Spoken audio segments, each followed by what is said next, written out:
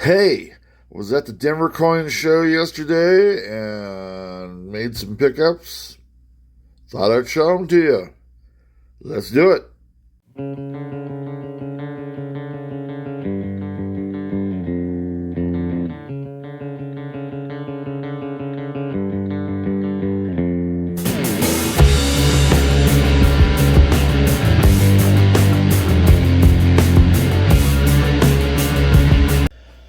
It's Silver Chupacabra, and I'm here today not with a penny or a nickel box hunt or a quarter box hunt. I'm here to show off some finds, I guess you could call them, although I did have to pay for them, that I had at the Denver Coin Show yesterday. These are the contestants, more or less, but I'm going to show you them one at a time. Not going to talk about prices and none of this stuff like that, but show you what I got. Let's do it. We're going to look at the slabbed coins first. It's a little bit easier to do that. All the slab coins I got from a great outfit called West Coast Coins. They're from Oregon. They definitely deal in really premium coins. They are very high end. And I used to get my Morgans from them, my better Morgans, and we're kind of at that point where all the Morgans I need now are the high end Morgans, and I can afford what they got. So anyway, what I've had them do the last couple of times is they come in Wednesday or Tuesday of the week of the show, and that first day that they're all together, the dealers in the conference room that they do their show at, they cherry pick from each other, basically buying coins from each other and going for the best of the best. So what I've done the last couple of times is I've basically have cherry picked their cherry picks, and the guy checked some coins out, showed them to me, and I really liked what he had. And I get different coins this way too. These are some things that I would normally not get. This is a half cent here. I'm not into half cents yet. There's too many of those. I've got too many other things going, but once in a while I like to kind of do something different. This happens to be 1809 over 6. It is the first classic head half cent, and I know that the light is not necessarily premium here. Brown cents are always tougher there. That's a little bit better. I know that there's a little bit of glare there, but we'll deal with that as we go. But you can see it's in really nice condition. VF35. Just beautiful all the way around. I love this for just its detail. And my favorite thing about half cents is that we can see it here, and I cannot. I don't know if that's supposed to be on the front or the back, but it usually will say 1 over 200 because it's a half a cent. Hey, half a cent went a long way back in 1809, folks. Anyway, sorry about the lighting there, but that's kind of the best I can do on that. Let's go ahead and take a look at the next. The silver coins are a little easier to see. This is an SLQ, Standing Liberty Quarter, 1920 AD. I already have a 1920 AD. In fact, I probably have more than one. But this one is in such premium condition in MS62. And it was such a good deal that I just could not let it go. Look at that thing. Chainmail and all. And it's got a pretty good head on it, too. There's the reverse. An eagle is proud. This is my well, it's a tie. I've got my 3 favorite designs are, number 1 is the Walking Liberty Quarter. But tied for second is the aesthetics for this one and for the Buffalo Nickel, which I'm going to show you here in a little bit. Lots of Buffalo Nickels. Very cool. Okay, here is Merc Dime, 1929D. It is MS and full bands. And she is pretty. You can see a little bit of stuff in the field there, which is why it wasn't going to grade better than a 63 or a 64. Got a little bit of chatter there too. But there's the bands, and you can see, you should be able to see that they are definitely full split bands, if I can actually speak. Another cool find. Love it. Now let's go next to the cardboard flips. Okay, here is a 1936 Denver minted Walking Liberty. It's definitely not a perfect one. You can see chatter in there. You can see a little bit of a mark or two in the body, but it's still a beautiful coin. It's a lower MS at best. Remember, when you're handling nice uncirculated coins, especially when I don't have gloves on, which I'm going to actually get on to the next one. Or actually, I don't know if I even really have anything else more that needs it, but I'll wear it anyway.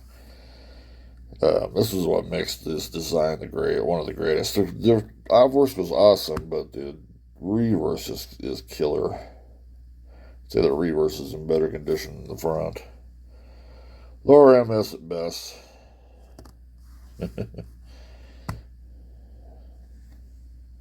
Very cool. Don't like that mark right there, though, on the leg, but, 62, 61, maybe.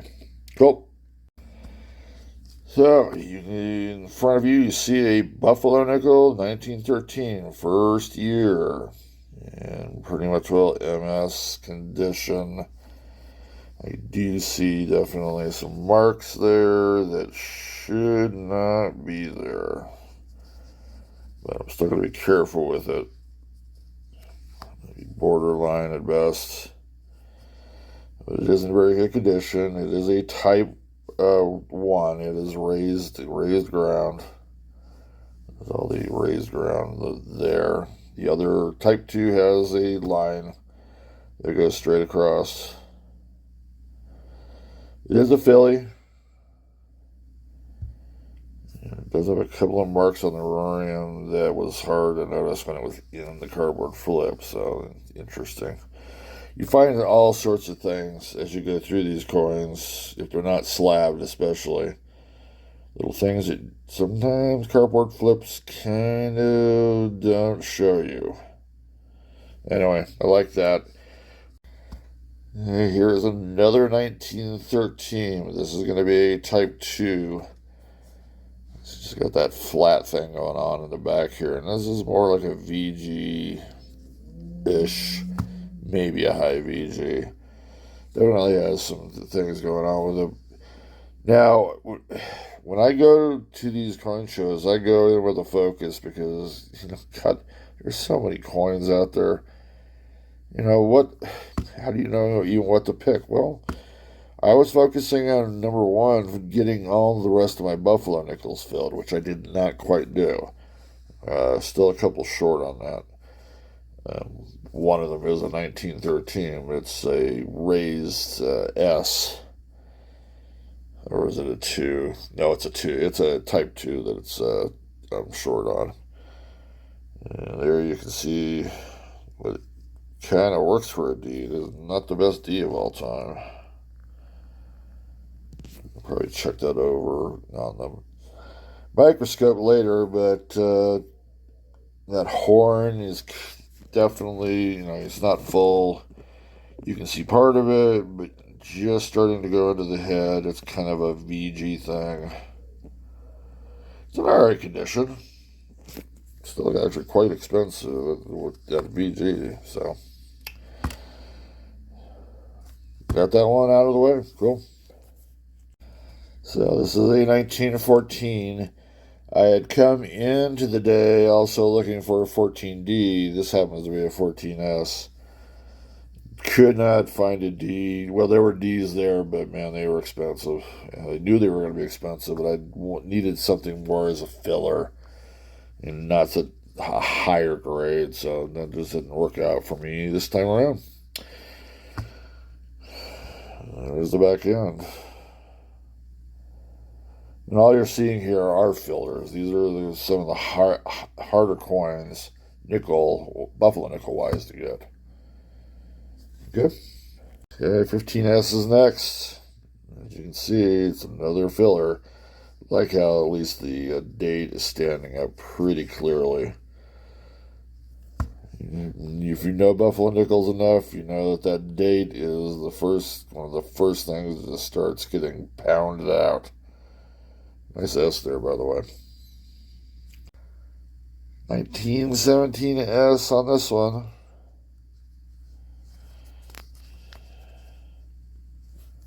Definitely more G4-ish than anything else. Maybe even a little bit of AG. Horn is barely, you can barely even tell it's there. And the last of the buffalo nickels is a nice, at least the date is 24D.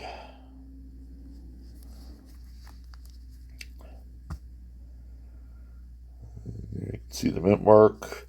A little more horn action this way. Maybe a G6. Maybe touches of VG8.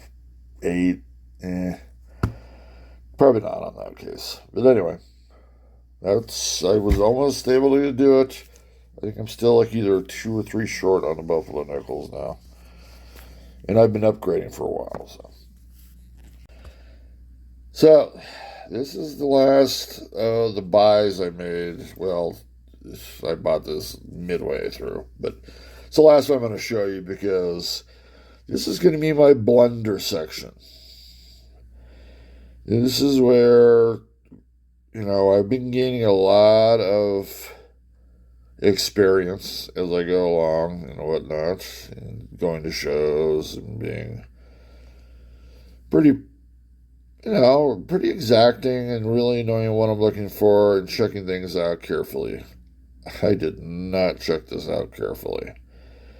On the outer, this is an 1892 Philadelphia, and it's actually a filler for me. I don't see too many of these around, and in fact, I don't see any at all. And you can almost actually see faint striations over here. Could not see this. I looked over it with my magnifying glass, but what I did not do is I did not loop it, and that is such a classic rube mistake. And I'm going to show you why here in a little bit, or at least more up close. But on the outer part, it looks pretty good, but you can already see something going on here. So I did not do my diligence on this, and I am not a very happy camper on this, but you learn from your mistakes. What can I say? It's still a nice coin. It's still going to fill a hole, but pay too much. I think I paid too much for what I'm going to get here. Let's check out the microscope. So this is the reverse. Over here is the neck of the eagle, and that is what would be the eagle's left wing. If I'm looking onto it, it's the right wing. And you can see for yourself. See how up close on the feet, up close to where the eagle is, you don't see anything of this going, but in the field, it's classic whizzing. I cannot believe I did not notice this. Now, of course, somebody had to sell this to me, so they're at fault for not being professional enough to sell stuff that is, good stuff, basically. But ultimately, the customer is at fault here 99.9%. I'm the one who bought it. I'm the one that's supposed to check it out and make sure. It's annoying. But the next time when I go to the show, will I be definitely taking a loop out on everything? Yeah. Thumbs up on that. Oh, man. I've been kicking myself ever since I saw this morning. It's in the obverse too. Not as bad as the reverse, but Wowsy wow. And I don't know why anybody whizzed this. This coin is all right in itself. I don't understand the point of that other than to sell it at an exorbitant price for what it really is. Annoying. Yeah, so, once again, you can see all the buys that I made at the coin show and the big blunder. By the way, I still love the coin. It's in great shape. Whoever whizzed that made a mistake big time on it. I don't get that whatsoever. Anyway, it is what it is. I'm going to learn from that. That's for sure. And onward we go.